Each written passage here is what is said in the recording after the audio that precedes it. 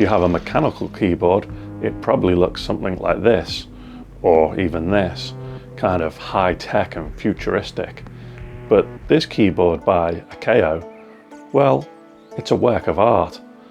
And I don't mean that metaphorically, it's literally a work of art. I mean, look at it. It's covered in these little paintings and pieces of Chinese poetry. This is the Akko MU01 Mountain Seclusion. It's a mechanical keyboard that's been milled from a single piece of walnut, and the first thing that I noticed when I took it out of the box is that compared to my other mechanical keyboards, this thing is pretty darn heavy. When it comes to the build quality of something, I have a kind of strange way of assessing how good it is, and you're probably going to think that I am an absolute psycho for saying this, but I imagine that if I was to be struck over the head with the product, what would come out worse, my head or the device? In this case, it would definitely be my head, because this thing is solid. It has a real quality feel to it, and nothing feels cheaped out on in any way whatsoever. It has this brass inlay with the Akko logo engraved into it. It has a brass surround around the USB-C port. The keypads are MOA PBT die cut, which is one of the most durable methods of casting keycaps and should prevent wear, tear and discoloring. The legends line up almost perfectly, which isn't always the case with keycaps.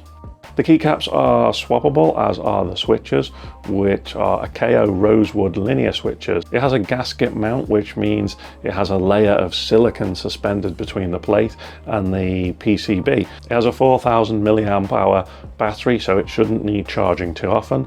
Like all mechanical keyboards, it has RGB lighting effect. Like, for some reason, that's just something the mechanical keyboards have to include these days.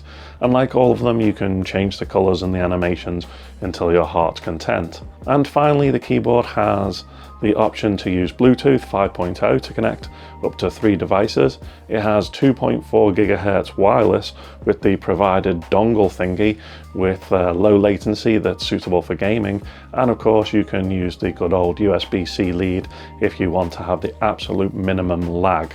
So before I tell you my experiences with this keyboard, both the good and the bad, let's quickly go over what you get in the box. Of course, you get the keyboard along with a plastic dust cover. You get a USB-A to USB-C cable, which would have been nice if it was braided, but unfortunately it's not.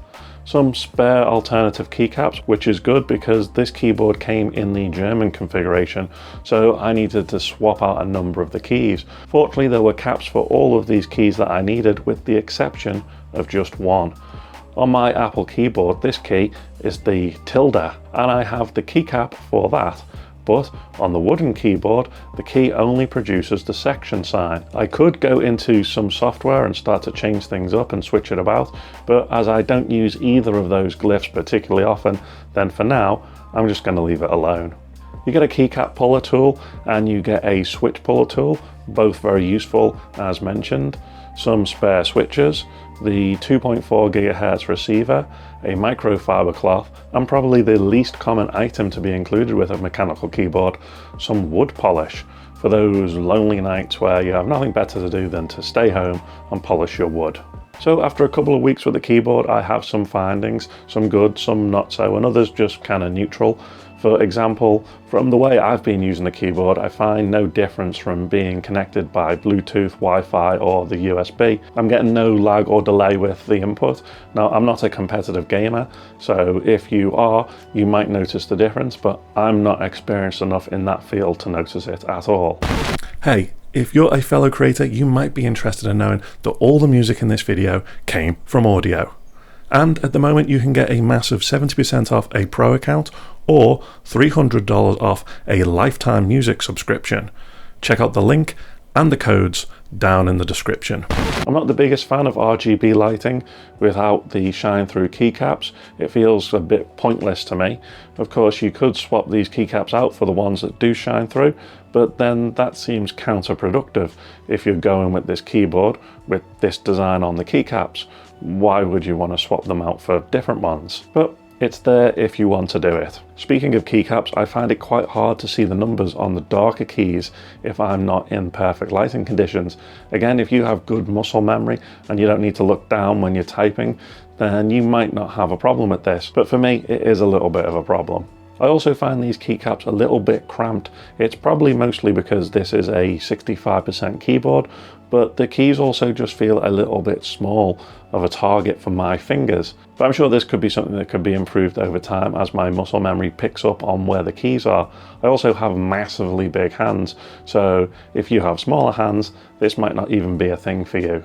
There's no storage point for the 2.4 GHz receiver like on some other keyboards. That would have been useful to include. Also, the switch for changing between Mac, PC and USB is hidden under the caps lock key. I'm not sure if this is a common design on other keyboards. It's not something that I've seen on any of the keyboards that I own. You're probably not going to be changing that too much, but it would be nice if it was on the outside so that you don't have to have a keycap tool every time that you want to use it. And finally, linear switches are not my favorite. I prefer there to be a bit of feedback, so I would normally go for a tactile switch of some type. That's a personal preference and can't be held against the keyboard in any way whatsoever. I can swap them out if I want, and the majority of people seem to actually prefer linear switches, so I can see why a KO would go with them. In fact, a lot of the problems that I have with this keyboard are down to personal preference. I can't complain that a 65% keyboard feels small because it's supposed to be small, and that's the distinction that I had to try and make when testing this keyboard out. So with all the things I've just said, I think the premium feel of this keyboard and the typing experience, it feels more like a custom build, outweighs any of the so-called problems that I've just put forward.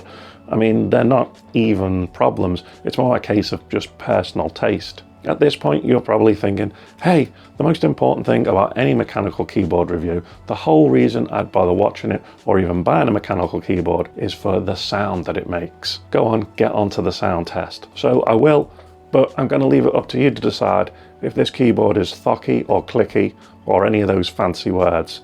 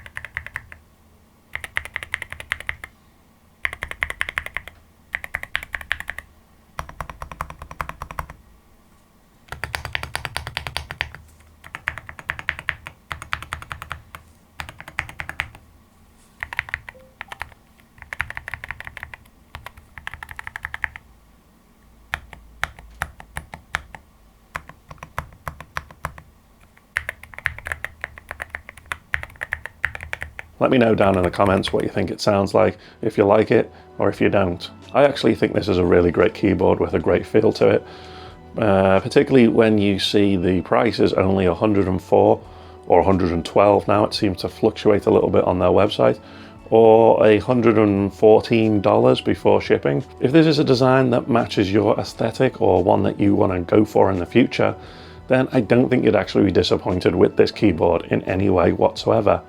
But I don't think that this is the keyboard for me, and it's nothing personal. If you made it this far in the video, thanks for watching. Please consider giving a like and a subscribe if you haven't already, and check the pinned comment where you might find a link in the future to an updated video where I take a longer look at this keyboard. Adios, ta-ra, see ya.